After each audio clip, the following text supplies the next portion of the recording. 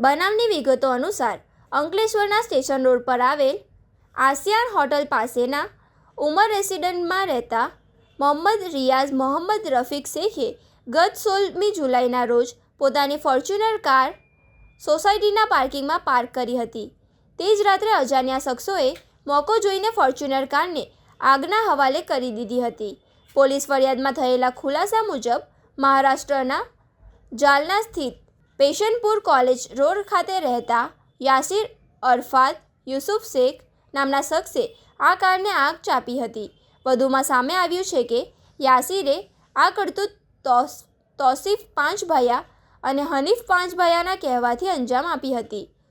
ઘટના સ્થળ નજીકથી પોલીસ સ્ટેશનને મહત્વપૂર્ણ સીસીટીવી ફૂટેજ મળી આવ્યા છે, જેમાં આરોપીની હિલચાલ કેદ થઈ છે.